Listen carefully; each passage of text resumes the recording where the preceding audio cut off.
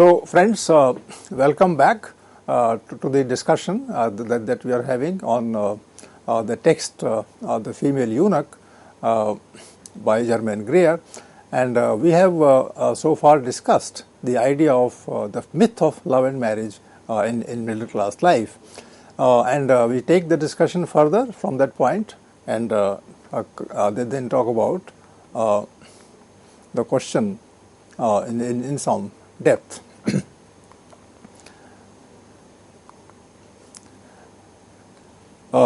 We actually left the idea as a prelude to a discussion of the normal form of life as we understand it, the family. So the third thing that actually is discussed in the middle class literature, the middle class conception of life and literature, there is a question of love, there is a question of marriage, and then there is the institution of the family. Now, family is a social institution. Unlike marriage, where at least the man and the woman behave as husband and wife, as spouses, as lovers, as people who mutually like each other, but then there is a family around them. What is the family around them? That takes it away, in fact, from the domain of literature and puts it into the domain of ideology, into the domain of morality. Morality may not exactly be exercised in love or in marriage, but there is a family around it, and that family is always watching. That family, in fact, in that context, in the context of the marriage, and the people bound in the relationship of togetherness, in the relationship of being spouses, that family is the state. The family is the authority. The family is the interpreter of morality, of conduct, of behavior, of ideas, of a general way in which people behave in their life. So she says that even the family is a myth, because the family can, even as a state, simplify matters for the man and the woman as husband and wife, and the family can give facilities for the husband and wife living in the marriage state, the facility to grow and prosper. But that kind of family is a family that is non-existent, and yet it calls itself a kind of friend of the people caught in marriage. So the whole thing being a myth, the idea becomes very critical of the woman question, because the bearer of responsibility, whether in love or in marriage or in family, is the woman. The man dominates, and that the man interprets, he thinks. In fact, it's no surprise today, but it would be in fact surprising for us if we look back till the early part of the 20th century. There were very few schools for women, and there were very few facilities for women to go to educational institutions and to read and write. And that thing came only in the second half of the 20th century all over the world. And after that, feminism as a thought also developed and became important for us. Mark the word normal, in the context of the family, in this quote, and what does it signify? So once again, whenever you read this author, you are faced with the question that she's talking about the normal in life. What is normal? The normal is actually the entrenched. The normal is the stable. The normal is that which has been happening for a long time. And people are not allowed to go into the nature of the normal, because then they will be flouting the law of the principle of normality. So it's a very hidden word. It's a word with hidden connotations. What we call normal and what we call abnormal. Normal is that where you obey. The slave and the master, they live together, and the normal thing is that the slave accepts the position of slavery and the master enjoys the authority of the master. So a normal is that, and that is to be kept in mind always in the context of serious discussion, and particularly when the discussion is around the question of feminism in the second part of the 20th century. The chief bogey of those, says Greer, who fear freedom is insecurity, and so love ends with an animadversion on the illusoriness of security. Animadversion actually is criticism. So criticism of illusoriness of security, the ruling deity of the welfare state, never more insubstantial than it is in the age of total warfare, global pollution and population explosion. Actually, the word should be, I think, welfare, total welfare, age of total welfare, and global pollution and population explosion. What has happened in this particular quote? Once again, please think, start from love and marriage and family, and suddenly we are confronting these other issues that are there in society. In the age of total warfare or welfare, global pollution, this also has occurred now, and the pollution is not particular in the case of the third world, but even the first world is confronted with it, and population explosion. The resources of the planet are now to be shared by a much larger number of people than was the case earlier. So how do we see the family, the love and marriage being affected by this kind of a development that takes place with us? This has to be taken care of, this has to be contended with, this has to be discussed in the context of all these things, and therefore feminism is not exactly about women's assertion, it's about women's assertion in an age of this kind of problems that exist with us. So you are facing a critic, a feminist critic of the system of the society at a global level, at a level where women are equally to operate in a context where they will play an active role. And imagine that when education is growing, when women also become thinkers, they start writing, they start discussing, and still more important, when they start disagreeing with the males on many issues, then they become very good, very ideal participants in the affairs of the society as a whole. So we have to appreciate this author, and particularly this text, because in this text the question is not merely of the family, not merely of the male and the female caught in a situation of love or marriage. It's a question of covering the whole world in all its aspects, and the aspects are as diverse as are presented in this particular quote. As I already told you, that this word animadversion, this means criticism of or censor, and we have to think of this word in the context of the quote, that when this criticism actually occurs, then of course people open their eyes and then they understand what the issue exactly is. We might think what the expression illusoriness of security in the previous quote means. Security is illusory. We think we are secure, but actually it's an illusion. We are not secure. So there is always a gap between what we think and what actually is there. And the writer, as a thinker, has to tell us that most of our ideas are actually illusory ideas. So security is given by the state, but does actually society give security to individuals? If that is the case, then why should individuals feel insecure? And individuals mostly in the world today feel insecure. So she says that security is an illusion, and this is sold very well. This is propagated. Everybody is told that he or she is secure because there is a state. But then the state comprises people who dominate from the top, and they define for us what is security and what is not security. So, and this is the ruling deity of the welfare state, and it signifies in the quote that I have already said. So the ruling deity, being the state, tells us all is right with the world, but then we suffer under the same state. We have scarcities of resources under the same state, and we are not allowed to criticize it. Therefore, things become illusory for us in that particular context. There are many subjective accounts of suffering to be found in feminist literature. Says Germaine Greer, that literature is not merely about roses, it's not about the cool air and the fine surroundings of nature. And there is feminist literature particularly where subjective accounts of suffering are there. So women suffer, they are sad, they cry, they feel helpless, and that suffering is there in feminist literature, particularly that literature which is aware about the inequality between the males and the females.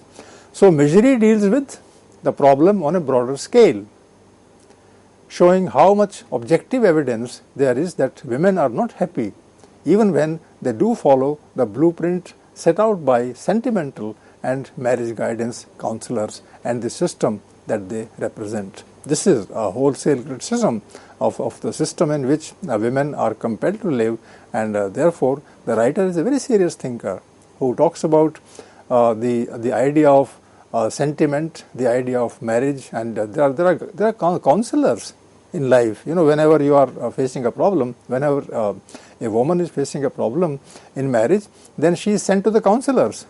And what do the counselors tell you? The main purpose of any counselor in any system of society is to counsel that you have to be calm, that you have to accept. No counselor ever says go and fight against people who harm you. The counselor actually listens to you and then tells you the way out, and the way out is the individual way out. But our social problems to be discussed and sorted out at the individual level. The woman goes to the counselor, which the society provides, the state provides, and after getting the counseling, generally it's the psychologist. So you go to a psychologist, the psychologist would say, okay, what is the problem? And then you say, this is my problem, this is how my husband treats me, and this is how my mother-in-law treats me, and this is how in the school the authorities treat us women and all those things. Then the counselor says, okay, now start thinking that you have to live in a particular manner, and that there are issues, and why don't you understand that the job of all of us is to create harmony, and once you start feeling harmonious, then you will be fine with the problems that exist. This is what counseling does. So the counselor actually is also an appointee of the state. The counselor has to solve your problem at the individual level. The counselor has to tell you to think again, to modify your understanding, and then you can be at peace with the world which you were critical of earlier. So just see that the state operates at so many levels. It operates at the level of giving you security, telling you are secure, and that the security is also supposed to be ascertained by the existence of family, the existence of a home, and yet women are angry, women are annoyed, women are depressed, women are crying, and then the state says, okay, if there is a problem with you, then we have counselors to tell you. And counselors tell exactly the same thing that the orthodox world has been telling them earlier. Put up with things. You must accept things as they are because they are for your benefit, and things like that. So just see, the whole system is actually set against the idea of freedom that a woman is supposed to enjoy as much as the male is supposed to do. And this idea then is properly enlarged by this particular essay, where from myth one goes to the denial of freedom, and from the denial of freedom to the explanation of the denial of freedom, that there is certain freedom that is supposed to be sacrificed, because after all society has to function at the level of the particular organization.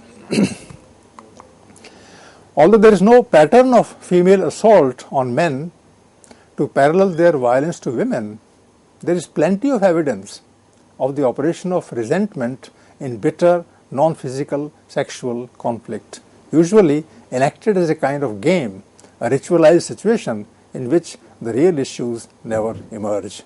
So this is the point that is to be kept in mind, that violence is there in society, violence is there against the women. There are very few cases where the violence is done by the women against the men, which means because the woman is weak and she cannot be violent the way the man can be violent, and therefore she expresses her sense of anger in so many different ways. So she becomes resentful, she becomes bitter, and she behaves as a suppressed woman, and then the woman, the man starts joking about it, that after all she has to sacrifice and the man also will sacrifice, and let's have rituals. So on 29 days in the month the woman is suppressed, and on the 30th day she goes on a picnic with somebody, with a friend, with a husband, with a family. So and that picnic happens every month, and there can be a party sometime, and there are festivals, and all those are ritualized. So when there is a ritual, when a festival operates at the level of a ritual, then you know that ritualization gives the impression that all is right with the world. But is that right with the world? So these are the questions that the person is raising in the context of the feminist thought, that if the woman is angry, one should try to find out why she is angry. Not that, you know, the atmosphere should change for some time or the other, because change in atmosphere will only expect her now to think that things are changing for her. It's not the question of change of atmosphere, it's the question of change of relationships, change of the political legal kind, where they are given as much freedom as men are given, and they are encouraged to think. That doesn't happen.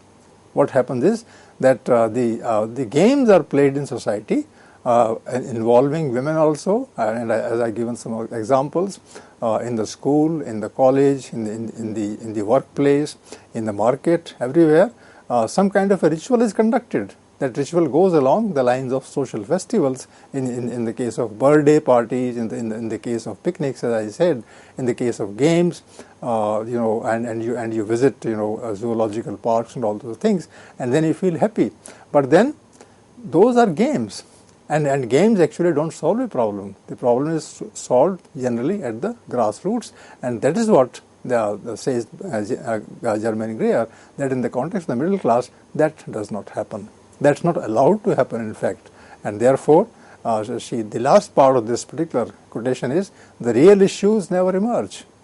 The real issues are of power sharing by men and women together. When, you know, they disagree, and when something, you know, that is acceptable to both at the objective level, not at the you know, subjective level, that the woman is made to feel that she is happy, but that, you know, there is actual equality. There is not subjective equality, there is objective equality. That is important. Unless that happens, the real issues do not emerge in any discussion. So I say that from here on, one should go into the question of sexual conflict, which is there, and that the middle class concept of fantasy finally will be taken care of in the context of the world as it emerges. Now, one or two points about this book as a whole. This book, you know, is totally, entirely body-centered.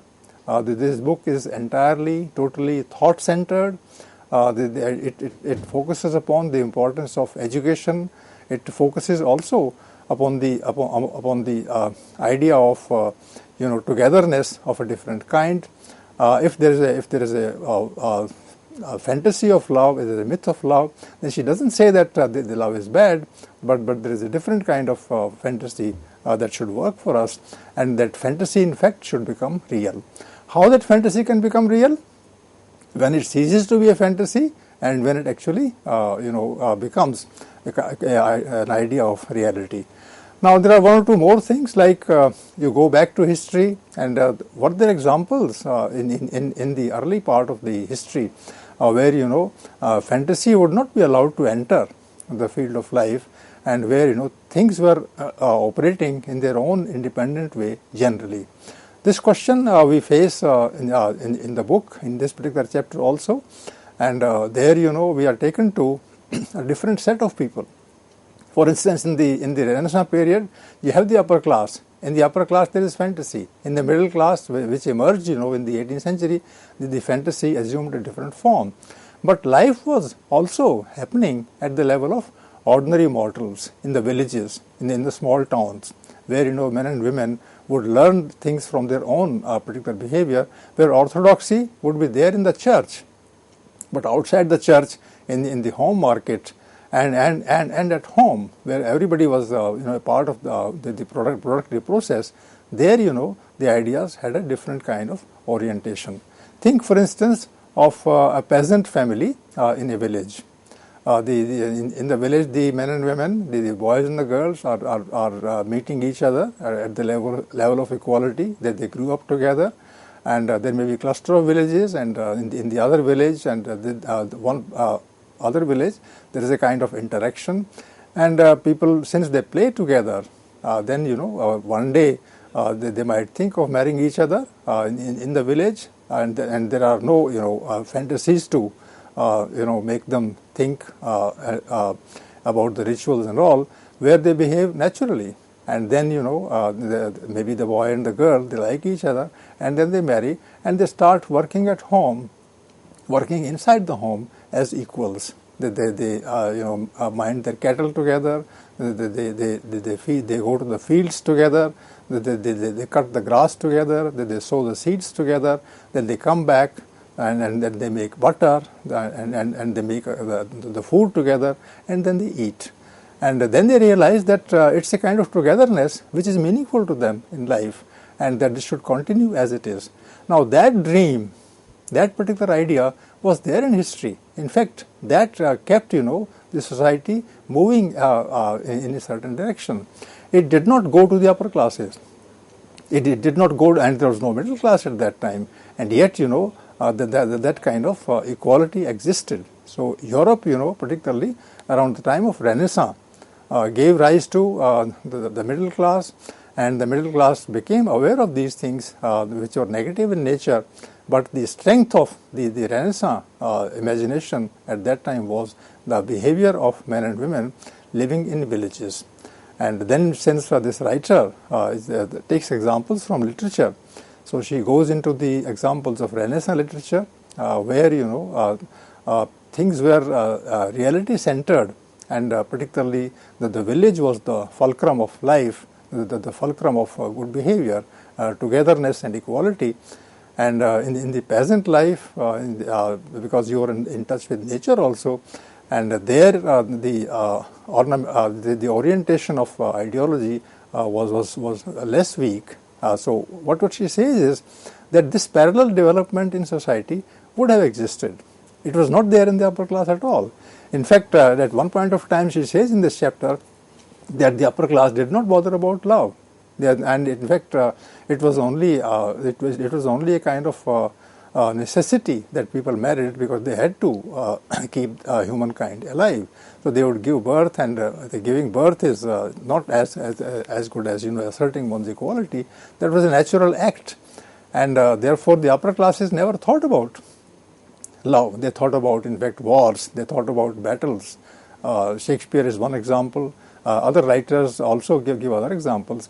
And then that there was life also apart from the upper class. In the upper class homes, there was life out of the conflicts that appeared, and that life was, for instance, servants. Servants in the upper class, they had their own kind of games to play, and they were together with them. And maybe the upper class women at that point of time, because the men were away fighting battles and wars, therefore the woman would actually socialize with the servants there, and that would be a different kind of relationship.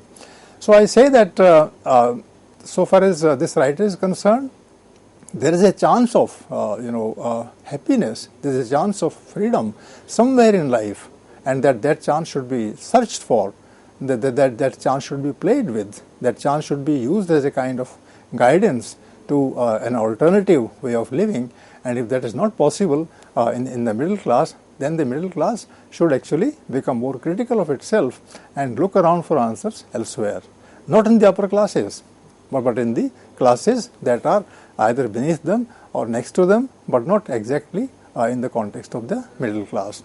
And there, I finished this lecture by saying that so far as Germaine Greer is concerned, she talks not about one country. She doesn't talk about one community. She lived the early part of her life in Australia, then she shifted to Cambridge, then she became a famous author, and she started taking also part in politics at her own level, and she became a true proponent of social equality. She turned a very committed socialist. And one important point that she's making in this book, the book was published, as I say, in 1970, but then when the next editions came, then she also added chapters to the book, comments to the book, and there she said in one particular part of the book later that women lost quite a bit when socialism fell in the world. She says that in 1988 to 1990, socialism ceased to exist in its original form, and for that reason women suffered. Which women suffered? The women who were placed low in society, and then the pension scheme was taken away from them, the facility for free education was taken away from them, then the work that they had in small towns and in the villages, that was taken away from them. Mechanization occurred. The mechanization would not bother about the facilities, so the facilities were withdrawn. And she says that a big blow was done to the cause of feminism in that world around the time 1988 to 1990. After that, the world is different, as she says in the book. And what I particularly like about this book is that in this book she is able to bring all these questions into the domain of feminism. Feminism is not for her, the idea of women just thinking and discussing, sitting in a room or going out and organizing a seminar. Feminism for her means that women engage with the questions that are there, fought with in different circles with the authorities which control the affairs of the world, and therefore that kind of feminism will finally be useful for us, which is global in nature, which is bothered about the equality at all its levels, and where feminism becomes actually a doctrine of freedom and equality. Thank you.